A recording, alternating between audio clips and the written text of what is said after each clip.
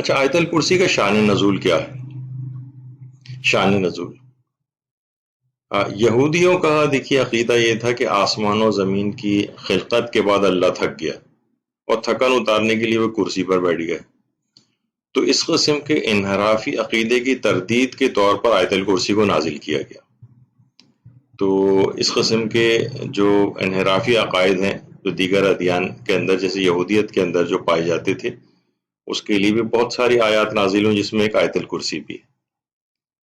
اچھا، اب یہ جو آیت الکرسی ہے یہ جنت میں اعلیٰ ترین درجات عطا کرنے والی آیت ہے، یعنی جس کے فضائل اگر آپ محیر العقول فضائل ہیں، یعنی انسان صدیقین کے درجے میں داخل ہو جاتا ہے. بہار الانوار کی جو 87ویں جلد ہے 87، اس میں حضرت امام حسن عسکری علیہ الصلوۃ والسلام نے ارشاد فرمایا اللہم صلی علی محمد وعلی محمد، کہ میں نے اپنے بابا کی کتاب میں یہ بات پڑھی ہے کہ جو کوئی شخص بھی ہفتے کو 4 رکعت نماز پڑھے اور ہر رکعت میں سورہ الحمد کے بعد سورہ توحید پڑھے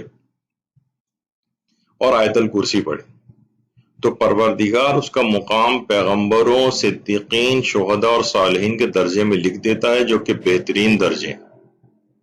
یعنی کتنا عظیم مقام کہ انسان صدیقین کے درجے میں شامل ہو سکتا ہے. جیسے کہ اس سے پہلے بھی آپ نے سنا تھا کہ 4 افراد اس میں اس کے علاوہ اس کو ہمیشہ نہیں پڑھ سکتے، اس میں ایک صدیقین کا لفظ بھی آیا تھا.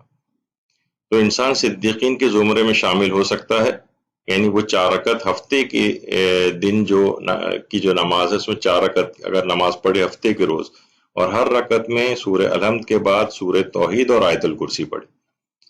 اور کوئی بھی 4 رکعتی نماز جیسا کہ آپ کے علم میں ہے، یعنی جو مستحب نمازیں ہیں وہ اگر 4 رکعت یا 8 رکعت کہی جاتی ہیں تو ہمیشہ 2 رکعت کر کے پڑھی جاتی ہیں. یعنی 2 رکعت کے بعد فجر کی طرح سے تشہد و سلام پڑھ کے ختم کی جائیں گی، اس کے بعد اگلی 2 رکعت پڑھی جائیں گی. سوائے نماز اعرابی کے وہ 4 رکعتی نماز ایسی جو ایک ساتھ پڑھی جاتی، اس کے علاوہ کوئی اور مستحب نماز اس طرح کی نہیں. تو پروردگار اس کا مقام یعنی اس کا مقام جو ہے اس درجے میں لکھ دیتا ہے کہ جہاں پیغمبر، صدیقین، شہداء اور صالحین کا جو درجہ.